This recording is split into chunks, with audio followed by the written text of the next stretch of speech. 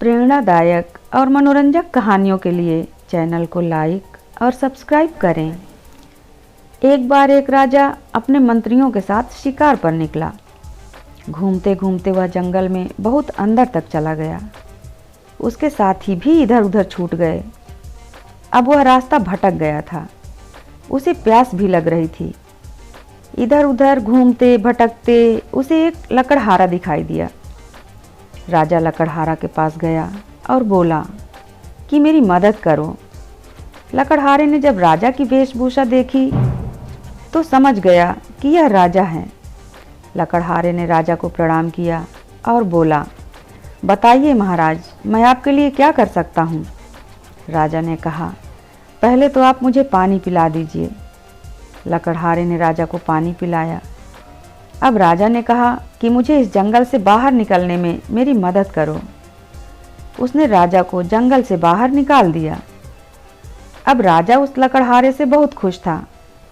राजा ने कहा कि यहाँ तो मेरे पास कुछ नहीं है तुम्हें देने के लिए, लेकिन तुम कभी भी मेरे महल आ जाओ, वहाँ पर तुम्हारे लिए एक बहुत बड़ा सा उपहार होगा।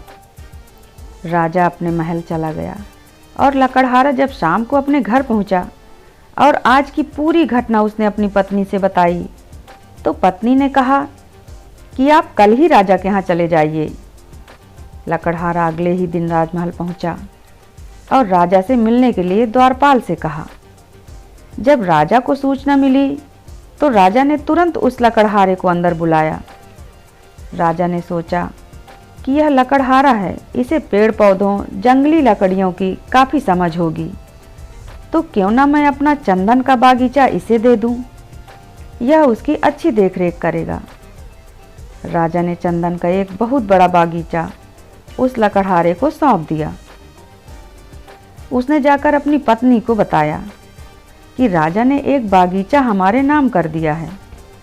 अब लकड़हारे को जंगल जाने की कोई ज़रूरत नहीं थी।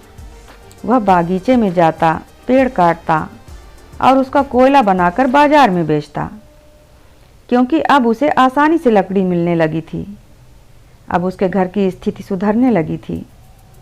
उधर चंदन का बागीचा वीरान होने लगा था।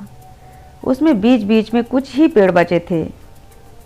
एक दिन राजा को विचार आया कि क्यों न चलकर बगीचे का हाल देखा जाए, कितना सुंदर हो गया होगा। जब राजा वहां पहुंचे तो वहां पर उन्हें कुछ भी नहीं दिखाई दिया। सारे पेड़ कट चुके थे। पूरे बगीचे में कोयला ही कोयला का ढेर लगा हुआ था। कहीं कहीं 2-4 पेड़ ही बचे थे जिनके नीचे छाया में खड़े हो सकते थे। राजा ने लकड़हारे को बुलाया।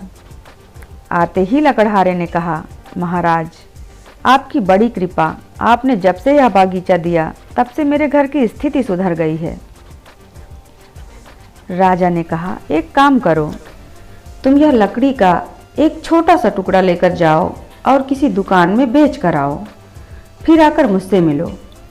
लकड़हारे ने सोचा, इतना छोटा सा लकड़ी का टुकड़ा भला क्यों बेचवाना चाहते हैं, लेकिन उसने आज्ञा मानी और बाजार में जाकर लकड़ी का टुकड़ा बेच आया।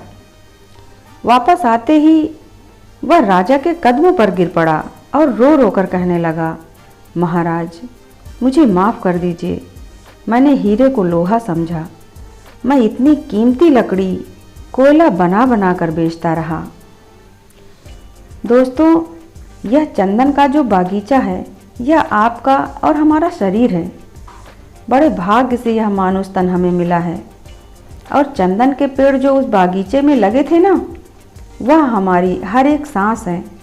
उन सांसों को हम वेस्ट कर रहे हैं, लालच में, जलन भावना में, नशे की लत में, बहुत सारी चीज़ों में। चंदन के इस बगीचे को बर्बाद मत कीजिए। सही तरीके से अपने शरीर का इस्तेमाल कीजिए। अपनी लाइफ में खुशियाँ लाने की कोशिश कीजिए। आप फालतू की चीज़ों के चक्कर में पड़कर स्वयं को जला करके कोयला मत बनाइए। खुद महकिए, समाज में भी सुगंध फैलाइए। धन्यवाद।